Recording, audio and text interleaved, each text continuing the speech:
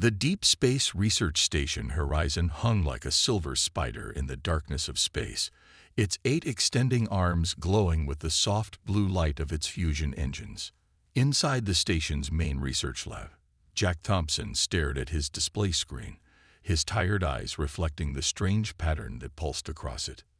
"That's impossible," he muttered, running his hands through his messy brown hair. The signal he'd picked up didn't match anything in the station's database. It wasn't random space noise or the usual chatter of passing ships. This was something different.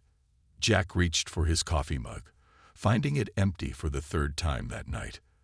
The night shift was usually quiet, perfect for his research, but tonight's discovery had him wide awake without any need for caffeine. He pressed the calm button on his desk. "Bridge, this is Science Lab 1. Could someone else verify these readings for me?" "Thompson." Commander Reed's voice crackled through the speaker. "It's 300 hours. This better be good. Trust me, sir. You'll want to see this." 20 minutes later, the lab was crowded with the station's senior staff. Commander Reed, a tall man with gray temples and a permanent frown, leaned over Jack's shoulder, studying the signal patterns. "And you're certain this isn't a malfunction?" Reed asked, his frown deepening. "I've run every diagnostic we have," Jack replied, pulling up more data on the secondary screens. "The signal is coming from Sector 7, right at the edge of mapped space. It's artificial, but it doesn't match any known pattern. It's calling for help." Maria, the station's head of security, crossed her arms. "Or it's a trap. Pirates use distress signals all the time to lure in unsuspecting ships." "Pirates don't use quantum-encrypted subspace frequencies," Jack countered, excitement creeping into his voice. "This is way beyond current technology. We have to investigate." Commander Reed straightened up, looking around the room at his staff. "This station's primary mission is research, but we're also required to respond to distress calls. Dr. Thompson, prep your team. Maria, I want security ready for anything. We'll take the Horizon's scout ship." 4 hours later, Jack sat in the scout ship's observation room, watching as they approached the source of the signal. The ship's sensors picked up a dark mass floating against the stars. As they got closer, the ship's lights revealed a sight that made everyone on the bridge gasp. The alien vessel was massive, easily 3 times the size of their scout ship. Its hull was covered in what looked like black scales, some damaged and floating freely in space. The design was organic, almost predatory, like nothing humans had ever encountered. "No signs of active power," the ship's engineer reported. "But I'm picking up multiple stasis fields inside. Something's still alive in there." Maria's security team went in first, their magnetic boots clanking against the alien deck. Jack followed, his heart pounding with excitement as he scanned the foreign architecture. The interior was dark, with walls that seemed to absorb their flashlight beams. They found the stasis chamber in what appeared to be the ship's core. 12 massive pods lined the walls, their surfaces covered in frost. Only one still showed signs of power, its surface glowing with a faint purple light. Jack approached the active pod, wiping away the frost with his gloved hand. He stumbled backward when he saw what was inside, nearly falling over his own feet. "Everyone get back," Maria shouted, raising her weapon. "That's a shadow hunter." The creature in the pod was the stuff of nightmares and legends. Its skin shifted like oil on water, even in stasis, and its form seemed to constantly change. Every spacefaring race knew about shadow hunters, the apex predators of the galaxy. They were supposed to be extinct, hunted down centuries ago, because nothing could stop them once they chose their prey. But Jack couldn't take his eyes off it. The creature didn't look like a mindless killer. Its features, though alien, showed signs of pain. One of its limbs was clearly injured, and its shifting skin patterns seemed erratic, distressed. "We need to terminate it," Maria said firmly. "Protocol is clear about Class 5 biological threats." Jack stepped between her and the pod. "Wait. Look at these readings. It's not just in stasis, it's healing. This could be the scientific discovery of the century. We can't just kill it. Thompson's right, Commander Reed said after a long moment. We're not executioners. We'll take the pod back to Horizon, keep it under maximum security. Maybe we can learn something from it. As the team prepared to move the pod, Jack stayed close, studying the creature's shifting patterns. For a brief moment, he could have sworn its colors changed to match his own movements, like it was reaching out, trying to communicate. "Don't worry," he whispered to the pod. "We'll figure out your story." The argument in Commander Reed's office had been going on for 2 hours. Maria paced back and forth, her boots making sharp sounds against the metal floor as she listed every known Shadowhunter attack from the past century. 47 ships destroyed, 3 space stations wiped out, over 12,000 people dead, she said, slamming her hand on Reed's desk. "And you want to keep one alive on our station." Jack sat quietly in his chair, waiting for his turn to speak. He had spent the last week studying the creature in its pod, and what he'd discovered changed everything he thought he knew about Shadowhunters. "If I may, Commander," Jack said, pulling out his tablet. "Look at these brain wave patterns. They're complex, structured. This isn't some mindless killer. It's intelligent, possibly more intelligent than us." "That makes it more dangerous, not less," Maria argued. Commander Reed rubbed his temples. "The pod's containment field is starting to fail. We need to make a decision. Either we terminate the creature, or we try to save it. Dr. Thompson, if we do this your way, how do you plan to keep everyone safe?" Jack had been preparing for this question. "We've modified the station's old cargo bay. Triple-layered force fields, neural dampeners, and a direct line to the airlock if anything goes wrong. But most importantly," he paused, taking a deep breath, "I volunteer to be the primary contact." "Absolutely not," Maria exploded. "The creature's injured," Jack continued. "Its healing pod was damaged in whatever accident hurt it. If we don't help it now, it will die anyway. At least this way, we have a chance to learn something." Later that day, Jack stood in the modified cargo bay, watching as the medical team carefully moved the stasis pod into position. Dr. Tom Waters, the station's chief medical officer, checked the monitors one last time. "Life support is ready," Tom said, his usual cheerful face serious. "But Jack, are you sure about this? Once we wake it up—" "Do it," Jack said firmly, though his heart was racing. The pod's purple glow faded as the stasis field deactivated. For a moment, nothing happened. Then the creature's skin began to ripple, colors flowing across its surface like aurora lights. Its form shifted and changed, sometimes looking almost human-shaped, other times completely alien. Jack stepped closer, despite the warning shouts from the security team behind the force field. The creature's movements were weak, uncoordinated. Its colors seemed dull, and one of its limbs barely moved at all. "You're hurt," Jack said softly. "We want to help." The creature's form stabilized slightly, taking on a vaguely humanoid shape. Its surface rippled with patterns of blue and green, colors Jack hadn't seen it display before. Somehow he knew it was responding to his presence. "I'm going to call you Storm," Jack said, remembering the swirling patterns he'd seen in the pod. "Because your colors move like storm clouds." The creature, Storm, shifted again, its colors matching the blue of Jack's uniform. A tendril of its form reached out, touching the ground where Jack's shadow fell, perfectly matching its shape. "It's mimicking you," Tom said over the comm. "This is incredible." Over the next few days, Jack spent every free moment with Storm. He learned that the creature could understand their language, though it couldn't speak in words. Instead, it communicated through colors, patterns, and by mimicking shapes and movements. Storm's injuries slowly began to heal, thanks to Tom's careful treatment and Jack's constant presence. The creature's colors grew brighter, its movements more fluid. It learned to form words and simple pictures with its body, creating three-dimensional images in the air.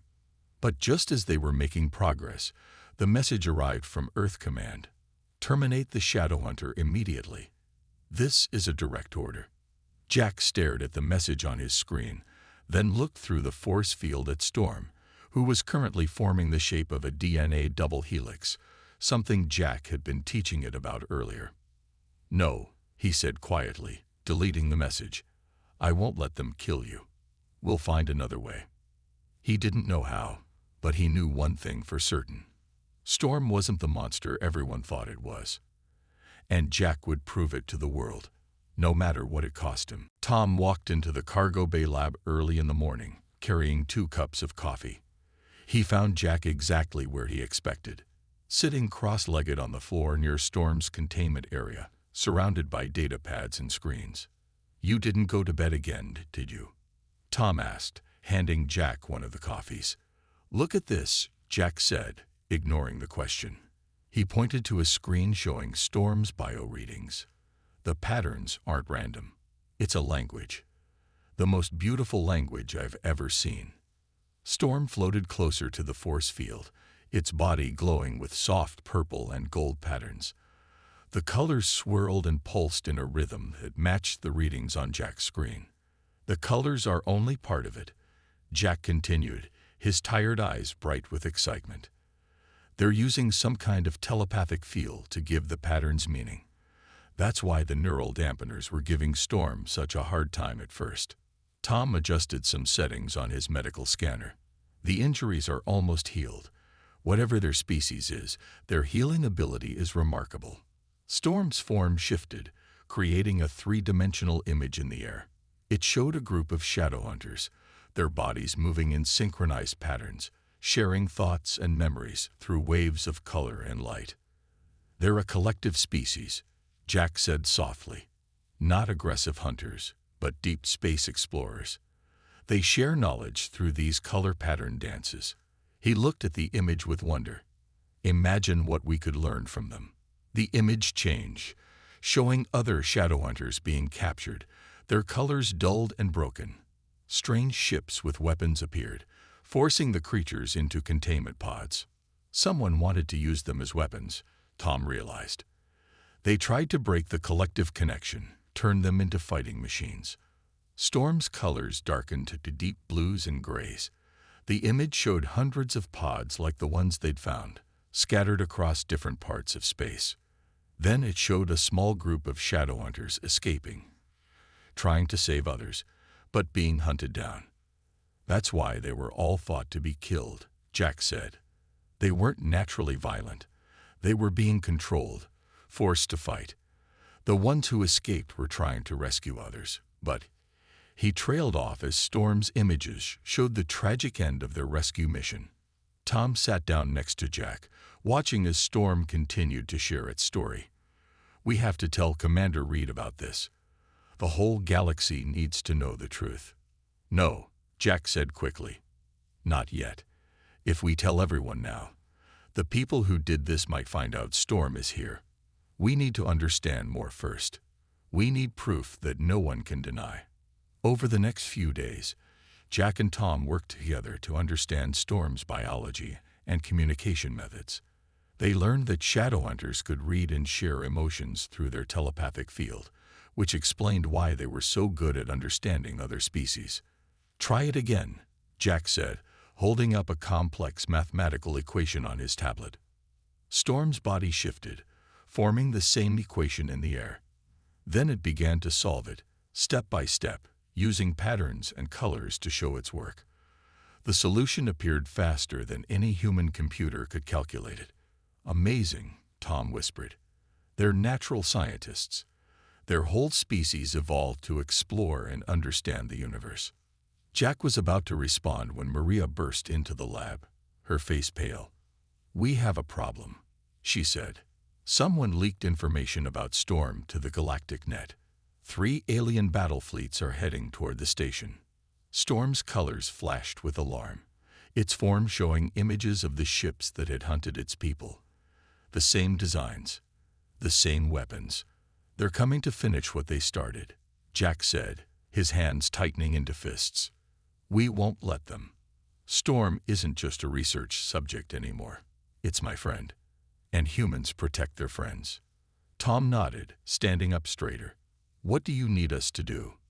First, Jack said, looking at Storm with determination, we need to find a way to show everyone what Storm has shown us.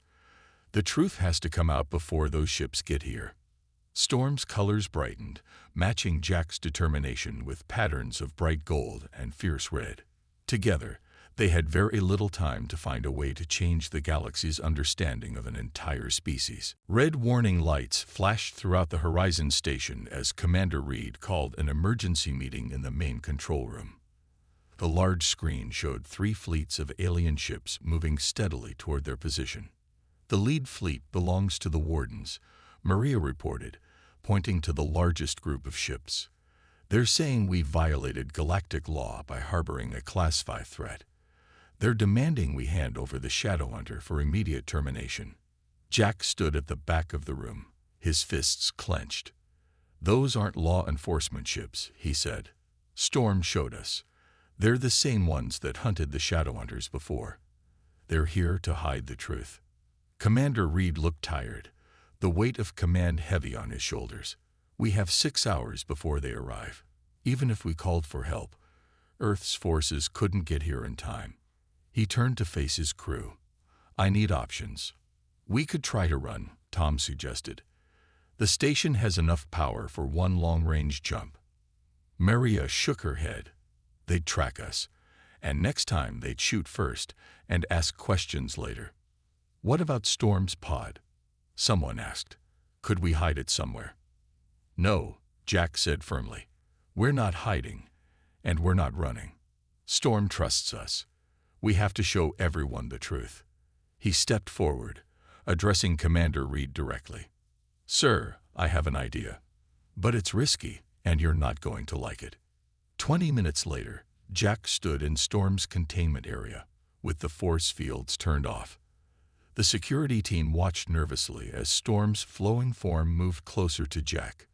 We need your help, Jack said. But this time, we need to do more than just share images. We need to show them everything. Storm's colors shifted to deep blue, understanding what Jack was suggesting. The creature had shown them how its species could share memories and emotions through their telepathic field, but it had never tried to form such a deep connection with a human before. If this works, Jack continued, we can broadcast the truth to every ship in range. They won't be able to deny what really happened. Tom monitored the readings from his medical station. Jack, this is crazy. We don't know what this kind of mental connection might do to a human brain. We don't have a choice, Jack replied. He looked directly at Storm, whose colors now matched his own determined expression. I trust you. Storm moved forward, its form gently wrapping around Jack, like a cocoon of shifting colors. The creature's telepathic field activated, stronger than ever before, making the air itself seem to vibrate with energy. Jack gasped as images and feelings flooded his mind. He saw the Shadowhunters as they once were, peaceful explorers, sharing knowledge across the stars. He felt their joy in discovery, their deep connection to each other. Then came the attack, the pain of being torn apart, the horror of being turned into weapons. Recording everything, Tom called out. The neural patterns are incredible. Through their connection, Storm could also feel Jack's memories, his childhood dreams of exploring space, his belief that different species could work together, his fierce dedication to protecting his new friend. The station's communication officer suddenly spoke up. Sir, the alien fleets are broadcasting warnings to each other. They're picking up the telepathic transmission. Commander Reed watched the main screen as their broadcast spread. Send it to every channel. Let everyone see. Jack barely heard them. He and Storm were lost in their shared connection, their minds working together to show the galaxy of truth it had forgotten. Through their bond, they created a message no one could ignore, the story of 2 different species reaching across the divide of fear to find friendship. Alarms blared as the alien fleets came into weapons range. The Horizon's crew watched their screens, waiting to see if their gamble would work or if these would be their final moments. Multiple ships dropping out of faster-than-light travel, Maria announced. New contacts appearing. Through the station's windows, they could see more ships arriving. Human ships responding to the Horizon's broadcast. They took up defensive positions around the station, their weapons charged. A new message flashed across the communications screen. This is Admiral West of the Earth Fleet. We are offering diplomatic protection to Research Station Horizon. To all approaching vessels, stand down or be classified as hostile forces. The Horizon's control room was silent as everyone watched the standoff between the Earth Fleet and the alien warships. Jack sat in a chair, still weak from his mental connection with Storm, but his eyes were sharp as he watched the main screen. "They're not backing down," Maria said, checking the weapons readings from the approaching ships. "The Wardens are charging their main guns." Storm floated next to Jack, its colors moving in gentle patterns that helped calm Jack's tired mind. Through their new connection, Jack could still feel echoes of Storm's thoughts and memories. Suddenly, Jack sat up straighter. "Wait, I understand now." He turned to Commander Reed. "Sir, I know why they're so desperate to kill Storm. It's not about violence or danger. It's about truth." Storm's colors shifted to a bright, clear gold, confirming Jack's words. The creature began to project images into the air, but this time they were clearer than ever before, enhanced by the connection it now shared with Jack. The images showed Shadowhunters discovering dark secrets among the ruling species of the galaxy. The Wardens and their allies had been stealing technology from less advanced races, secretly controlling trade routes, and destroying anyone who might expose them. "That's why they hunted the Shadowhunters," Jack explained, his voice growing stronger. Storm's people could sense deception. They could see the truth that others wanted to hide. They were peaceful explorers who became witnesses to corruption. Tom looked up from his medical station. "The telepathic ability we saw, it wasn't just for communication, was it? They could share what they witnessed with anyone, show them the absolute truth of what happened." "Exactly," Jack said. "And now, thanks to our connection, we can do the same thing. Storm, show them." Storm's form expanded, its colors brightening until they filled the room. Through their shared connection, Jack and Storm began broadcasting again. But this time, they didn't just show the past. They revealed the present.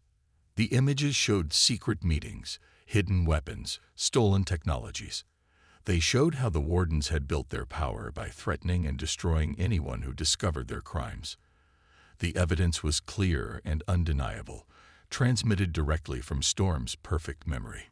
"Incoming transmission from the Earth Fleet," the communication officer announced. "They're receiving the evidence. It's being shared across all frequencies." On the main screen, they could see confusion spreading through the alien fleet. Smaller ships began breaking formation, their crews seeing the truth about their leaders for the first time. More ships dropping out of FTL, Maria reported. Different species this time, the ones who lost their technology, whose people disappeared. "They're all coming." Jack smiled weakly. "They can't hide anymore." Storm's people protected the truth all along, waiting for someone to listen. He looked at his alien friend. They just needed someone to trust them first. The Warden's fleet started to break apart. Some ships turned to flee, while others powered down their weapons. The giant warships that had seemed so threatening now looked like what they really were, the tools of criminals trying to hide from justice. Commander Reed watched it all with amazement. "Send a message to Earth Command," he ordered. Tell them we're going to need a lot of help sorting this out." Storm's colors shifted to soft blues and greens, finally able to relax. Through their connection, Jack could feel its relief and gratitude. For centuries, Storm's people had carried the burden of knowing the truth but being unable to share it. Now, finally, the truth was free. "You know what this means," Tom said, looking at his medical readings with surprise. "The connection between Jack and Storm, it's permanent now. They'll always be linked." Jack nodded, not surprised. He could feel the bond between them, a bridge between two species that would never be broken. "Good," he said simply. That's how friendship should be.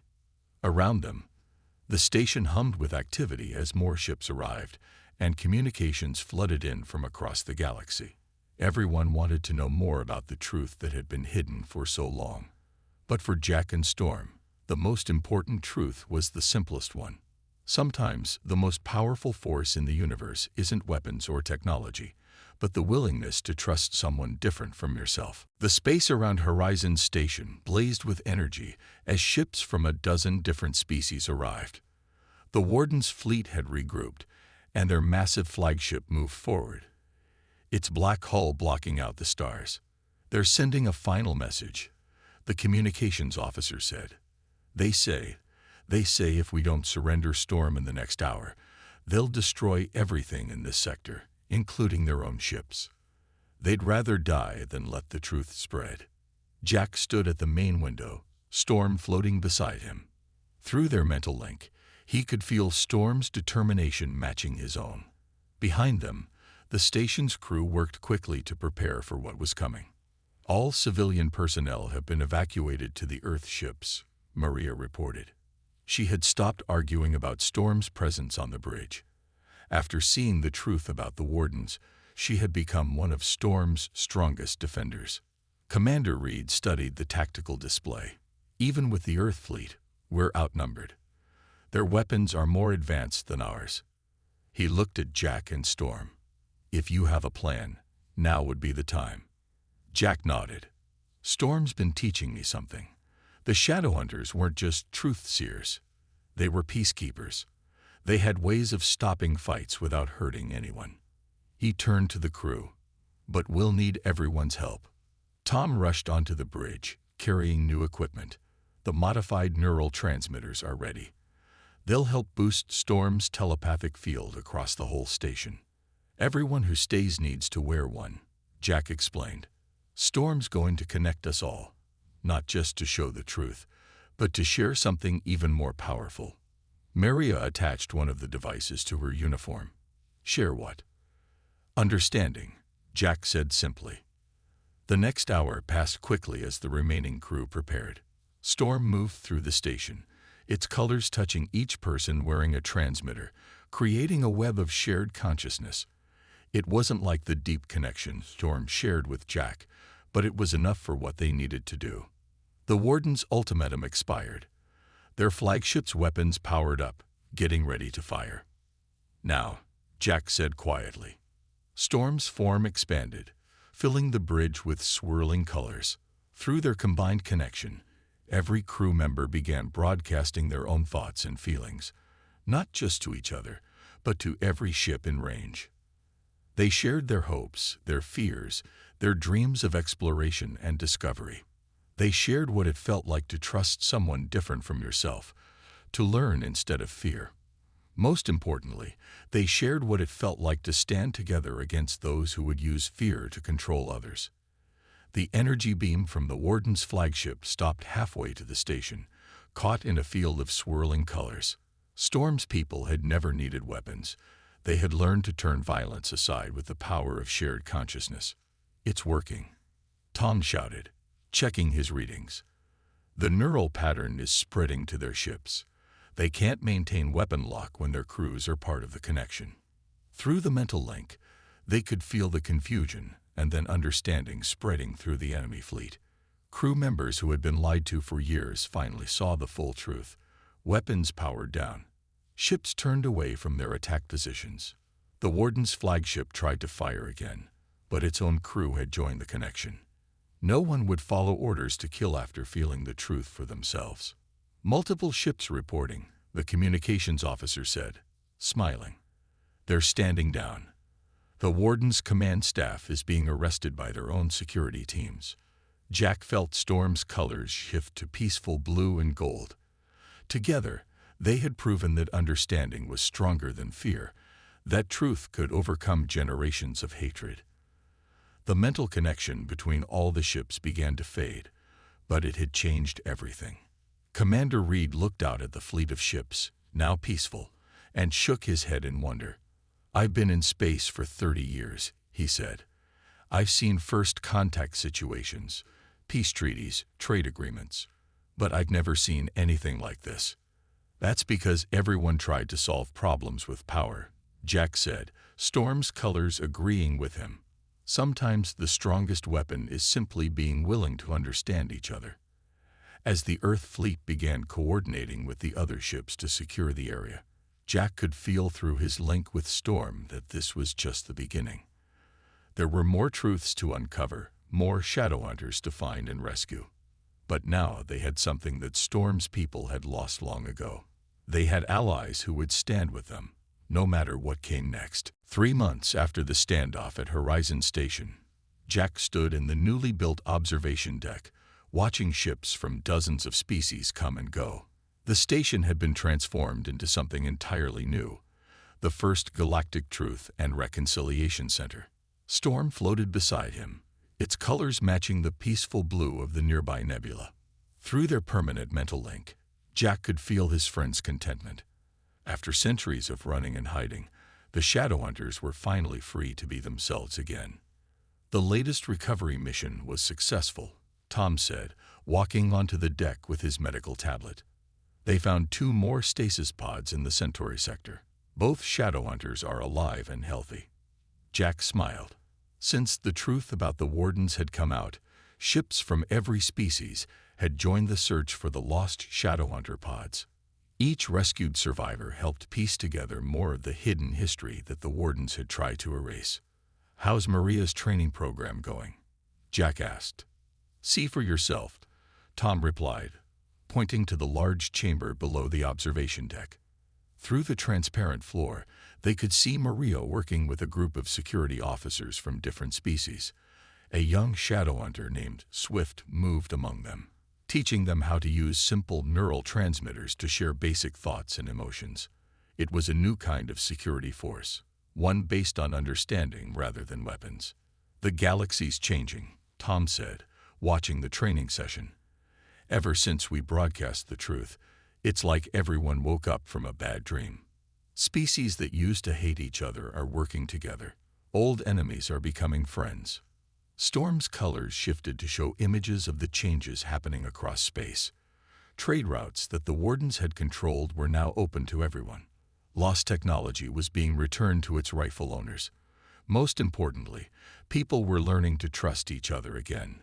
Commander Reed entered the observation deck, looking more relaxed than Jack had ever seen him. "Earth Command just sent new orders," he said. "They're expanding the station.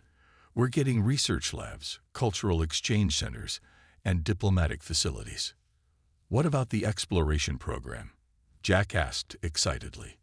Reed smiled. "Approved. You and Storm will lead the first joint human Shadowhunter deep space mission. Your job is to find more lost pods and make contact with new species." He looked at Storm. After all, who better to make first contact than someone who can instantly share feelings of peace and friendship? Through their link, Jack felt Storm's happiness at the news. The creature's form sparkled with points of light like stars, showing its excitement about returning to its original purpose, exploring and learning about the universe. "There's something else," Tom added. "Remember those neural patterns we recorded during the standoff? Scientists have been studying them. They think the Shadowhunter's ability to share consciousness might be something other species can learn naturally. Not as strongly, but enough to help us understand each other better." Jack watched as more ships arrived at the station.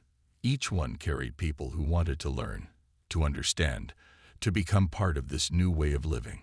The observation deck filled with soft light as Storm projected images of the future it saw.